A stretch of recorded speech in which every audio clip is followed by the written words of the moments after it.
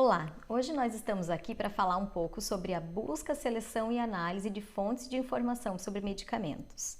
Esse tema parece um tema bastante simples, até porque hoje com a quantidade de fontes de informação na internet, acaba sendo fácil encontrar informação sobre medicamento. Porém, ao mesmo tempo que parece simples, acaba sendo um tanto quanto complexo. Porque se a gente tiver, dependendo da nossa pergunta, o que a gente quer buscar, às vezes buscar uma informação na internet, no Google mesmo, não vai nos ajudar, não vamos conseguir responder aquela informação de uma forma tão clara, precisa e com segurança. Então existem hoje bases de dados que a gente faz pesquisa, faz busca, além dos nossos livros de estudo. Então você que estuda medicina, que está começando a trabalhar com a farmacologia ou já começou a ter as aulas ou a estudar a farmacologia e daqui a pouco vai trabalhar mais com o foco na terapêutica ou na farmacologia clínica, fazendo a seleção de medicamentos em contextos clínicos, de pacientes reais, seja no estágio, seja no internato, seja depois de formado, a gente tem que entender um pouquinho as diferentes fontes de informação que nós temos hoje na prática e com a internet também buscar entender quais são as melhores fontes dentro da internet para a gente buscar essas informações para poder aplicar e para poder ter uma determinada garantia de que aquela informação que a gente está buscando e que está sendo usada na prática, ela é segura para o nosso paciente, é segura para a gente como prescritor poder usar essa informação.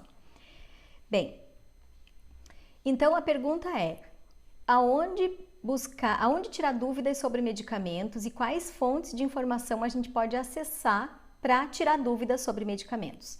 E aí eu vou fazer alguns exemplos aqui com vocês. No caso da nossa dúvida ser relacionada com o mecanismo de ação de um fármaco qualquer. Bom, para a gente entender com mais detalhe o mecanismo de ação de um fármaco, o que a gente tem que fazer? A gente teria que consultar algo mais voltado à farmacologia, mais aplicado à farmacologia, como um livro-texto, talvez não impresso, um e-book, ou alguma fonte de informação que tivesse aquela informação da farmacologia básica. Não adianta ir para o Google, porque muitas vezes o que aparece lá é algo muito genérico e a gente precisaria, no caso, de uma informação mais detalhada, mais qualificada, ok? Agora, outro exemplo, se a gente precisasse consultar sobre a dose máxima de um determinado fármaco por dia, qual seria a dose máxima que poderia ser usado um fármaco X? Essa informação talvez a internet nos dê com maior facilidade, com maior rapidez. A própria bula do medicamento pode trazer isso. A bula, lembrando que é uma fonte de informação comercial, Agora, se a nossa dúvida for relacionada a algo clínico, por exemplo, você está estudando um caso clínico ou atendeu um paciente ou fez parte, assistiu o atendimento de um paciente que tem hipertensão, de repente um diabetes descompensado, tem um hipotireoidismo, ou seja, várias comorbidades associadas e você quer saber qual é o melhor medicamento para selecionar para esse paciente, para hipertensão, por exemplo. Certo? Então a gente veja que nem sempre a gente consegue, nem sempre a nossa pergunta é tão clara, porque dentro desse contexto nós poderíamos fazer várias perguntas para ter que respondê-las, E aí consultar várias fontes de informação diferentes.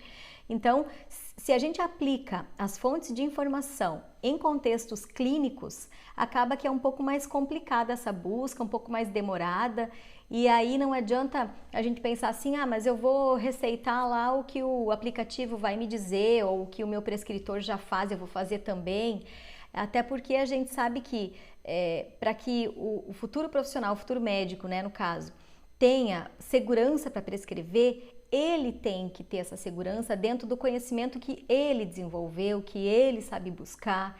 Hoje em dia não tem mais como a gente copiar condutas de outras pessoas, até porque a gente não sabe até que ponto aquelas condutas são realmente garantidas, são seguras para o meu paciente. De repente, uma conduta aplicada a um paciente X, será que eu posso aplicar no meu paciente também? Então isso acaba nos deixando com um pouco de insegurança na hora da prescrição. Por isso, eu estou aqui para poder falar um pouquinho para vocês sobre essa busca, seleção e análise de fontes de informação, para que vocês consigam aprender a buscar informação de uma forma bem precisa. Claro que a gente não vai esmiuçar isso, não vai trazer todas as informações agora, né? Mas isso é só para poder falar um pouquinho para vocês, até porque a gente não tem tempo. Na verdade, se a gente for pensar em busca, seleção e análise de fontes de informação, a gente teria que fazer vários treinamentos, né? Para poder fazer essa busca na prática, para poder verificar quais são os erros que a gente incorre, o que a gente faz para otimizar o tempo da busca. Isso tudo na prática a gente consegue fazer melhor. Bem, quando a gente pensa em busca, seleção e análise de fontes de informação, tem uma coisa que é bem importante, que é o nosso conhecimento prévio sobre o assunto. Então, o que a gente já conhece sobre o assunto e qual é a profundidade necessária que eu tenho que dar para poder resolver a minha pergunta, né, que eu quero buscar, ok? Então, nem sempre é possível termos acesso às melhores fontes de informação no momento da dúvida. Por isso, essa disponibilidade de meios que a gente também traz é algo essencial para que a busca da nossa informação possa ser feita da melhor maneira possível. Se a gente, por exemplo, está num contexto hospitalar, né, e a gente precisa de uma informação rápida, certamente não vai dar tempo da gente ir para a internet, consultar um guideline, e aí é mais fácil usar o que a gente tem na mão, ou algo no celular, ou algo na internet, ou de repente algo que o próprio hospital possa fornecer, para a gente ter acesso, um próprio fluxograma, né, de atendimento e tal, a gente costuma usar esse tipo de informação. Mas em caso de dúvidas em que o nosso fluxograma ou aquilo que a gente tem disponível naquele momento não nos responde, a gente precisa sim buscar essa informação. A gente só vai conseguir fazer uma boa seleção e análise das fontes de informação se a gente conhecer as tipologias de estudos farmacológico-clínicos. Então veja que quando a gente fala em busca, seleção e análise de fontes de informação, a nossa base é a farmacologia clínica, ok? Então a gente tem que dentro da farmacologia clínica, escolher qual é o tipo de estudo, por isso que eu falei antes em tipologia de estudo. Eu vou acessar para poder me dar a resposta que eu preciso. E aí isso é uma outra, né, um outro assunto para um outro momento, mas é algo que tem que chamar atenção aqui, que é bem importante a gente entender os tipos de estudo que existem. O ideal, antes da gente iniciar uma busca, é converter as necessidades de informação em questões que possam ser respondidas. Então, a partir do conhecimento prévio que eu tenho sobre o assunto e da disponibilidade dos meios que eu tenho naquele momento, eu vou elaborar uma questão que pode ser respondida. E aí, eu vou começar a procurar informação para responder aquela questão.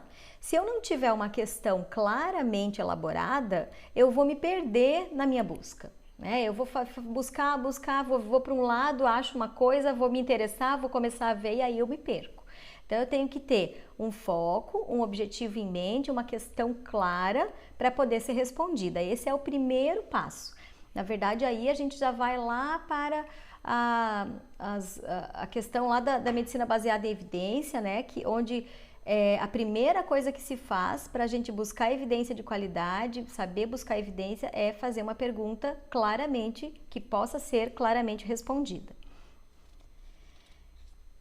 Bem, vamos continuar. Então, por que tudo isso, né? Por que a gente fala tanto tem tanto cuidado com a busca, seleção e análise de fontes de informação?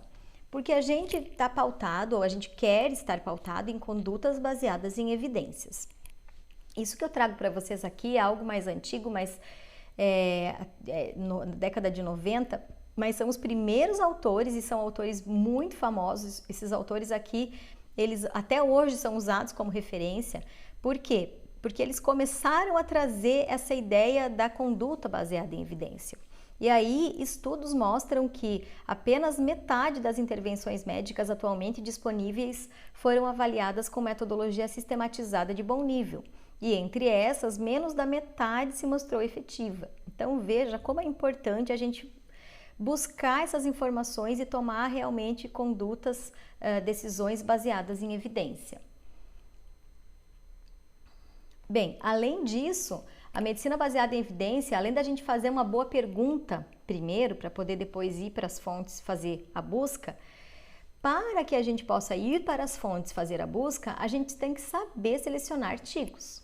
Então, a gente por isso tem que saber as tipologias, né? O que é um ensaio clínico, se ele é randomizado, se ele é duplo cego, se ele é triplo cego, se ele é um estudo de coorte ou transversal, ou seja, aqueles observacionais, se ele já faz a revisão sistemática da literatura ou traz uma meta-análise. Então, isso tudo é muito importante que a gente saiba para poder selecionar o melhor artigo ou a melhor informação para poder responder a nossa pergunta. Mas não basta só saber selecionar o artigo, tem que aprender a ler os artigos, ler de forma crítica, claro, né? Ler o artigo todo mundo lê, mas saber extrair dali os pontos-chave, e não só os pontos-chave, porque muitas vezes a gente tem que saber entender se aquilo que está sendo colocado no artigo eu posso extrapolar para a aplicação no meu paciente, porque isso nem sempre é possível, ok? Então, por isso é importante a leitura crítica. Definir a tipologia do estudo, saber diferenciar a qualidade dos estudos e saber qual é a aplicabilidade dos estudos. Naquele exemplo que eu dei antes, se eu tiver um paciente hipertenso, com diabetes descompensado, com hipotireoidismo e eu quiser selecionar o melhor medicamento para ele para hipertensão arterial, se eu for buscar um artigo, um ensaio clínico, por exemplo, que compara 2 medicamentos para hipertensão, mas que no grupo intervenção e no grupo controle utilizou apenas pacientes sem diabetes mellitus, sem colesterol elevado ou sem hipotireoidismo, enfim, sem outras comorbidades, que é o que geralmente acontece, eu não consigo extrapolar aquela informação ou aplicar aquela informação para o meu paciente, que o meu paciente é diferente daquele paciente que foi selecionado para aquele estudo, certo? Então, a busca de evidências, ele é um processo sistemático, onde a gente faz a busca, a análise, a seleção, a aplicação de resultados válidos encontrados em publicações científicas para a tomada de decisões clínicas. E aí as decisões incluem tanto quantificar os riscos, escolher métodos diagnósticos, porque a gente pode fazer isso para a gente poder fazer o diagnóstico, escolher uma ferramenta de diagnóstico. Estabelecer prognóstico ou também escolher a melhor abordagem terapêutica, que é o caso que a gente traz aqui para vocês, no caso da prescrição de medicamentos. Bom, sobre as fontes de informação sobre medicamentos, o que a gente tem? A gente tem 3 tipos de fonte de informação, que a gente chama de primária, secundária e terciária. Ok? Então, vou colocar agora para vocês aqui. As fontes primárias são aquelas que vêm de artigos originais que são publicados em periódicos científicos. Hoje, tudo via internet, né? Então, aquele artigo, aquele ensaio clínico que foi publicado numa revista, aquele é uma fonte primária. A fonte secundária já é um compilado de dados extraídos dos artigos ou das fontes primárias. Por isso, chama fonte secundária. Então, ela pode ser livro, pode ser diretriz terapêutica, pode ser artigo de revisão, enfim, qualquer tipo de material que compile informações de artigos originais. E a fonte terciária é aquilo que a gente geralmente consulta mais, que são os bancos de dados. Antigamente, até hoje existem, né, os centros de informação de medicamento, mas são centros de informações toxicológicas, o 0800, que a gente consulta quando tem alguma dúvida rápida. Serviços de vigilância sanitária, sistemas de revisões sistemáticas. Aí eu vou dar exemplo para vocês daqui a pouco de várias fontes terciárias aí que são importantes para a busca. E a gente tem as fontes comerciais. E aí as fontes comerciais vão desde dicionário de especialidades farmacêuticas, dicionários terapêuticos, bulários, né? Artigos patrocinados pela indústria, que tem vários, propagandas, simpósios, congressos, conferências patrocinados pela indústria. Na verdade, muitas das diretrizes terapêuticas que são usadas como fontes secundárias hoje são patrocinadas pela indústria, né? Então, tem aí também o papel da indústria farmacêutica e acaba que a gente tem que sempre avaliar se aquela informação é confiável ou não, com base na busca de outras fontes, e a gente aí vai olhar, né, com um olhar bem crítico as duas informações e vai ver qual é a melhor para aplicar para o meu paciente, qual que eu vou confiar mais, enfim. tá? Então nós temos esses tipos, né? São tipos diferentes de fontes para a gente buscar informação. A busca ideal da evidência vai depender muito do tipo de evidência, ou seja, daquele conhecimento basal sobre o assunto e da profundidade necessária do conhecimento. Então, é aquilo que eu falei antes também, né? Eu tenho que ver o que eu sei sobre o assunto, qual é a minha pergunta e qual é o nível de aprofundamento que eu preciso para poder responder essa pergunta. Também depende da disponibilidade de meios, o acesso a periódicos, se eu não tiver naquele momento, eu não vou poder acessar, tenho que consultar uma fonte de informação mais simples, né? Mas se a minha pergunta for complexa, eu não vou ter a resposta naquele momento. E aí a gente tem várias hoje, PubMed, a própria internet tem vários outros locais, outras bases de dados, aqui eu citei o PubMed por ser um dos mais conhecidos, né? Mas existem várias outras, Micromedex, que também ainda é bastante utilizado. E outra coisa importante é o seguinte, quando a gente faz a busca ideal da evidência, essa busca ela tem que ter um nível de sensibilidade e um nível de especificidade. A sensibilidade é aquilo que vai me fazer buscar as referências ou todas as referências com potencial para serem úteis, sem deixar escapar artigos importantes. Isso depende muito, por exemplo, das palavras-chave que a gente coloca na busca. Eu posso usar, de repente, palavras-chave que, quando eu não tenho uma pergunta muito clara, eu posso usar palavras-chave que vão enviesar a minha busca, eles vão me fazer ir para outro caminho. Isso eu perco a sensibilidade. E eu também tenho que ter a especificidade, que é captar apenas aqueles artigos de interesse, limpando a busca e deixando de fora os artigos irrelevantes. Mas primeiro a gente busca a sensibilidade e depois busca a especificidade, faz aquela varredura, né, e vê quais são os artigos interessantes para serem lidos. Bom, e aí um pouquinho de exemplo, né, só para a gente poder entender na prática, não exatamente na prática, mas operacionalmente, onde a gente buscaria essas informações. Então, as fontes, algumas das fontes de evidência que nós temos são os livros-textos, que são fontes secundárias, artigos de revisão tradicionais, guidelines ou diretrizes de sociedades, também tudo fonte secundária, revisões sistemáticas, meta-análises, que aí já compila os artigos originais, e os artigos originais sim, né, são fontes primárias, bancos de dados eletrônicos, nós temos vários hoje de acesso gratuito, facilitado na internet, que a gente pode consultar, e eu vou dar alguns exemplos para vocês. Então, periódicos, eu coloquei alguns apenas aqui, só para a gente ter uma ideia, né? Mas existem vários. A gente pode buscar o artigo dentro do próprio periódico? Pode. Tem alguns que são pagos, mas tem outros que não são, né? Então, nós podemos fazer a busca dentro do próprio periódico. Nós podemos também buscar esses artigos em outros locais? Podemos. Nós temos, por exemplo, aqui para busca de meta-análises, nós temos a Biblioteca Cochrane do Brasil, que compila a maior parte das revisões sistemáticas e meta-análises da área de medicamentos, da farmacologia clínica, então está tudo compilado aí. Inclusive os registros, né, de revisões sistemáticas estão aí. Também tem revistas, livros eletrônicos de revisão. O UpToDate é um excelente exemplo, bastante utilizado, e o Best Evidence também, a Clinical Evidence também.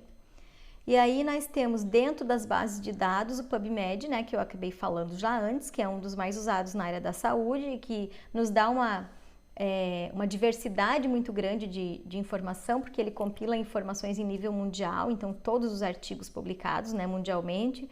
A Lilacs, que já é uma base de dados aqui da América, né, América do Sul e Caribe, e também nos dá um compilado grande assim de informação.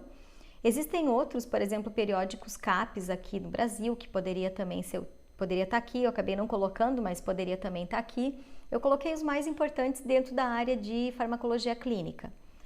Algumas diretrizes que também são importantes, na verdade, as diretrizes a gente acaba seguindo dentro da própria área, né, da própria área da clínica médica, mas também existem sites governamentais que colocam diretrizes, fornecem diretrizes para uso. No Brasil nós também temos diretrizes publicadas, mas claro que para não todas as patologias, não todas as doenças, mas para várias doenças que existe o uso de medicamentos de alto custo, nós temos diretrizes publicadas também. Aqui alguns boletins científicos, mais assim em termos de atualização sobre medicamento, né? Existem também vários, tanto em outros países quanto no Brasil, mas existem vários boletins que fazem atualizações sobre novos medicamentos, sobre avaliação de tecnologias em saúde, que é o que nós temos aqui dentro da Anvisa, né? E aí também é interessante para poder fazer busca. E o próprio site da Anvisa, da OMS e da OPAS também nos fornecem publicações importantes sobre medicamentos.